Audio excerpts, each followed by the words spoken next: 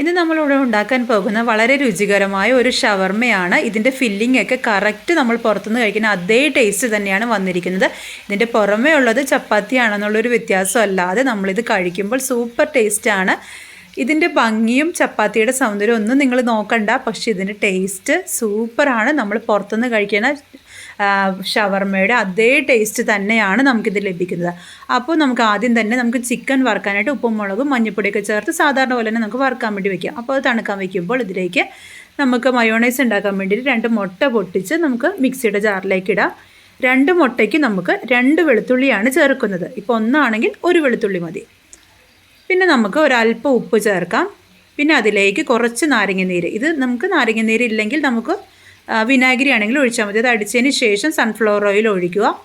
ഞാനിത് അടിച്ചതിന് ശേഷം പിന്നെ ഒഴിക്കണതാണ് ഇപ്പോൾ കാണിക്കുന്നത്. അതിൻ്റെ തിക്ക് കൺസിസ്റ്റൻസി വരുന്നത് വരെ നമ്മൾ സൺഫ്ലവർ ഓയിൽ ഒഴിച്ച് അടിച്ചുകൊണ്ടിരിക്കണം. നമുക്കിപ്പോൾ നല്ല തിക്കായിട്ടുള്ള ഇത് കിട്ടി. അതിനുശേഷം നമ്മൾ കുക്കുംബർ അരിഞ്ഞ് വെച്ചേക്കണതിലേക്ക് വിനാഗിരിയും ഒരല്പം വെള്ളവും കൂടി ചേർത്ത് നമുക്ക് കുതിർത്താനായിട്ട് വെക്കാം. അത് കുറച്ച് നേരം ഒരു 10 മിനിറ്റ് നമുക്കതൊരു കുതിർത്താനായിട്ട് വെക്കാം.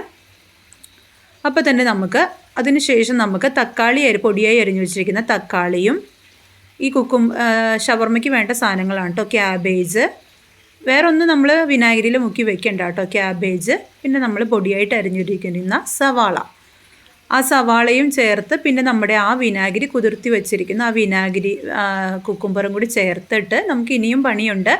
ഇത്രയേ ഉള്ളൂ. സാധാരണ രീതിയിൽ മയോണൈസും കൂടി ചേർത്താൽ സാധാ രീതിയിലുള്ള രീതി. പക്ഷേ നമ്മളിവിടെ ചെയ്യുന്നത് നമ്മൾ പുറത്തുള്ള അതേ ടേസ്റ്റ് തന്നെ വരാൻ വേണ്ടിയാണ്. കുറച്ച് കൂടി ജോലി നമുക്കുണ്ട്. ഇതൊന്ന് മിക്സ് ചെയ്തതിന് ശേഷം നമുക്ക് നെക്സ്റ്റ് ഒരു പാൻ എടുത്ത് അത് ചൂടാക്കിയിട്ട് അതിലേക്ക് ഈ അരിഞ്ഞു വെച്ചിരിക്കുന്ന തക്കാളി, കുക്കുംബർ, സവാള ഇതെല്ലാം നമുക്കിതൊന്ന് ചെറിയ രീതിയിൽ ഇതൊന്ന് ചൂടാക്കിയെടുക്കാം. ഒത്തിരി വെന്ത് കലങ്ങാനല്ല, എങ്കിലും ഇതിൻ്റെ ഒരു ചെറിയൊരു പച്ചപ്പൊന്ന് മാറുന്നത് വരെ നമുക്ക്. കാരണം നമ്മൾ ഷവർമ്മ നമ്മളപ്പോൾ ചപ്പാത്തി ഇവിടെ ഉണ്ടാക്കുന്നുണ്ട് കേട്ടോ.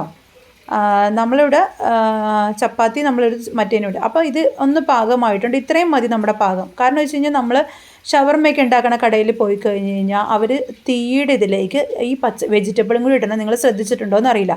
അതിനുശേഷം നമുക്ക് പൊടിയായി അരിഞ്ഞു വെച്ചിരിക്കുന്ന ആ ചിക്കൻ കൂടി നമുക്കിനകത്തേക്ക് ചേർക്കാം. പിന്നെ അതിനകത്തേക്ക് നമ്മുടെ നല്ല അടിപൊളി തിക്ക് കൺസിസ്റ്റൻസിയിൽ മയോണൈസും കൂടി നമ്മൾ ചേർത്ത് ഇത് മിക്സ് ചെയ്ത് കഴിഞ്ഞാൽ നമ്മുടെ ഷവർമ്മ ഇവിടെ റെഡിയായി. ഇത് നമുക്ക് നല്ല രീതിയിൽ ഇതൊന്ന് മിക്സ് ചെയ്ത് എടുക്കുന്ന താമസമുള്ളൂ.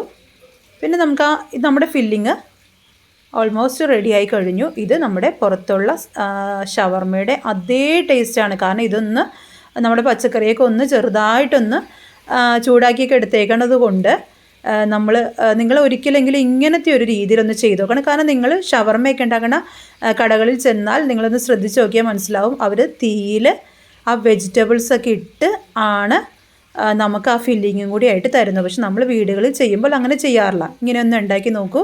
നമ്മുടെ രുചികരമായ ഷവർമ്മ റെഡി.